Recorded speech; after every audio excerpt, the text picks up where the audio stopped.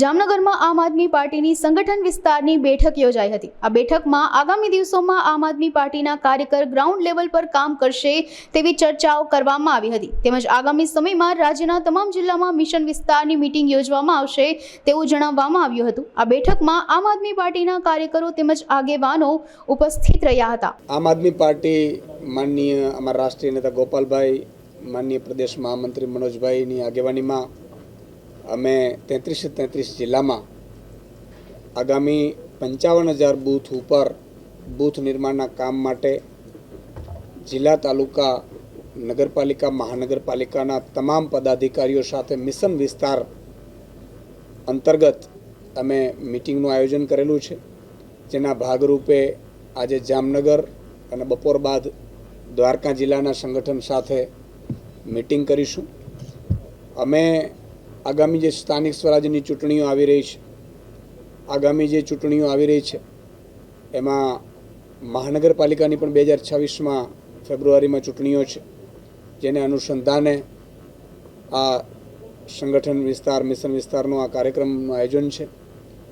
કામગીરીની ચૂંટણી બાદ સમીક્ષાઓ પણ આમાં અમે કરવામાં આવશે, કારણ કે જે ઇન્ડિયા ગઠબંધન અંતર્ગત લડવામાં આવી હતી ચૂંટણીઓ, એની પણ કાર્યકર્તાઓની એક લાગણી પણ હતી તમામ જિલ્લાઓમાં સંગઠનમાં નાના મોટા ફેરફાર કરવાના આવશે, તો એ પણ આ તમામ બાબતોને લઈને મિશન વિસ્તાર અંતર્ગત લોકોની જે સમસ્યાઓ છે એ સમસ્યાઓમાં આગામી સમયમાં આમ આદમી પાર્ટીનો એક કાર્યકર્તા ગ્રાઉન્ડ ઉપર ઉતરીને, એ તાલુકા લેવલનો હોય, ગ્રામ લેવલનો હોય, જિલ્લા લેવલનો હોય, પ્રદેશ લેવલનો હોય, કે તમામ જે લોકોના પ્રશ્નો છે એને સિસ્ટમેટિકલી ઉઠાવી, એને વાચા આપી તંત્રને ભ્રષ્ટ ભાજપના શાસનમાં જે લોકોની હાલાકી થઈ રહી છે એમાંથી લોકોને મદદરૂપ થાય એ માટેના પણ અમારા સંગઠન મહામંત્રી મનોજભાઈ SOP બનાવી અને તમામ કાર્યકર્તાઓને આપવાના છે।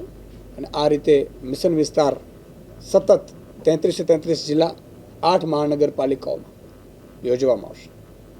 આગામી સમયમાં સમયાંતરે જે પણ શીર્ષ નેતૃત્વ જે આદેશ કરશે એ પ્રમાણે કાર્યવાહી કરવામાં, આગળની પ્રવૃત્તિઓ કરવામાં આવશે। પરંતુ એક વસ્તુ એ નક્કી છે કે ભાજપ હટાવો એ ખૂબ જરૂરી છે।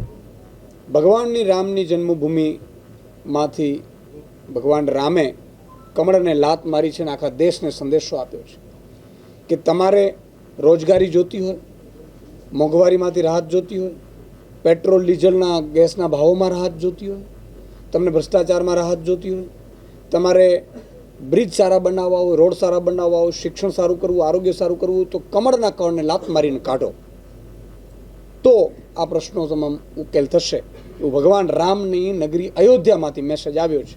અને મને લાગે છે કે હવે આખા ગુજરાતમાં પણ હવે ધીરે ધીરે પ્રસરી રહ્યો છે। એટલે આગામી સમયમાં સ્થાનિક સ્વરાજ્યની ચૂંટણી છે, વિધાનસભાની ચૂંટણીઓ છે, જે પણ શીર્ષ નેતૃત્વ નક્કી કરશે એ પ્રમાણે આગળ વધશે। એના અંતર્ગત પણ આજે જે મિટિંગ અમારી મિશન વિસ્તારની છે એ પ્રમુખને લઈને પણ ચર્ચાઓ થશે। આગામી સમયમાં શહેર પ્રમુખ સારામાં સારા, મજબૂત, એક્ટિવ, તમને જે જામનગરના વાસીઓની સમસ્યાઓને વાચા આપી અને મજબૂત સંગઠનનો પણ વિસ્તાર કરે એવા શહેર પ્રમુખની પણ નિયુક્તિ કરવામાં આવશે। બીજું હું કહી દઉં કે જામનગરમાં ભ્રષ્ટાચારે ચરમસીમા છે પહોંચાડ્યું છે। અહીંયા ભાજપના નેતાઓ બેફામ થઈ ગયા છે, અહીંયા કાયદો વ્યવસ્થા છે કથળી ગઈ છે।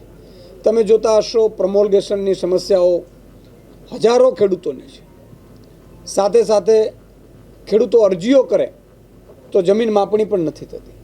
અહીંયા પાણીની એટલી સમસ્યાઓ છે, અહીંયા વર્ષોથી ભાજપનું શાસન હોવા છતાં રોડ રસ્તાની વાત કરો, ગટર પાણી વ્યવસ્થાની વાત કરો, હોસ્પિટલોની વાત કરો, જીજી હોસ્પિટલમાં પૂરતા ડૉક્ટર પણ નથી। આખા તમે વિચાર કરો કે સૌરાષ્ટ્રના દ્વારકા, ઓખામાં કંઈ પ્રશ્ન થાય તો જામનગર આવવું પડે, પણ જામનગર ડૉક્ટર નથી, ખાનગીમાં જવું પડે છે।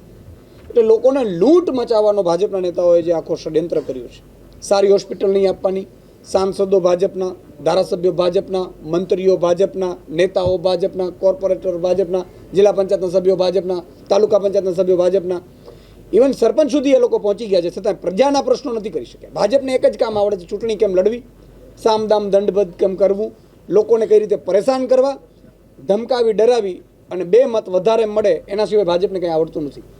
અને આટલા બધા પ્રશ્નો હોવા છતાં લોકોને પણ મારી વિનંતી છે, જામનગરવાસીઓને પણ, એકવાર આ કમળને લાત મારીને અખતરો કરો. તમને ન ગમે તો 5 વર્ષ પછી બદલી નાખજો. પણ આ ભ્રષ્ટ ભાજપના, અહંકારી ભાજપના, ભ્રષ્ટાચારના શાસનના આજે જામનગરમાં કોઈ બ્રિજ નીચે નીકળવા લોકો ડરે છે. હમણાં હું આવી રહ્યો હતો ત્યારે લોકો કહેતા હતા કે યશોધનભાઈ, આ બ્રિજ, લોકો ડરે છે બ્રિજ નીચે ઉભવા માટે, પણ મજબૂરી ઉભવું પડે છે. ક્યારે ભાજપનો ભ્રષ્ટાચાર ગબડશે ને ક્યારે સ્વર્ગવાસમાં પહોંચાડી દેશે. એટલે આ લોકોને એક ડર છે. ખેડૂતોના તમે જુઓ, ભાવની પ્રશ્ન છે જામનગરમાં. આખા જામનગરને દ્વારકા જિલ્લામાં સૌથી મોટો પ્રશ્ન છે, ખેડૂતોને ભાવ નથી મળતો, ખેડૂતોને સારું બિયારણ નથી મળતું. કોઈને ધારાસભ્ય, સાંસદોને, મંત્રીઓને કોઈ પડી જ નથી. એટલે આ તમામ મુદ્દાઓને લઈને મારે પ્રજાને પણ વિનંતી કરવી છે કે આવો આમ આદમી પાર્ટીની જે વિચારધારા છે, કામની રાજનીતિ, તમારા ટેક્સના પૈસે જામનગરવાસીઓનો એક બાઇક ધારક 1 લીટર પેટ્રોલ ભરાવે છે રોજ, તો 50 રૂપિયા ટેક્સ ચૂકવે છે. તમે વિચાર કરો કેટલા લાખો બાઇક હશે. તો એ બાઇક ચાલક, મધ્યમ, સામાન્ય, ગરીબ અને લોઅર મિડલ ક્લાસ, એ વ્યક્તિ 30,000 રૂપિયો કમાય છે, એમાં 12,000 થી 14,000 રૂપિયો આ ભ્રષ્ટ ભાજપના ખાતામાં ટેક્સનો નાખે છે. એની સામે મળે છે શું? હોસ્પિટલમાં આપણે જાતે જવાનું, શિક્ષણમાં આપણે જાતે જવાનું. એટલે બહુ સ્થિતિ ખરાબ છે. જામનગરવાસીઓને વિનંતી છે, જો છૂટવું હોય આનાથી, આ ગંદકીમાંથી, બદકીમાંથી, તો કમળને પાછો ગંદકીમાં દાબી દો અને ઝાડુથી આ સાફ કરી નાખો કોર્પોરેશન.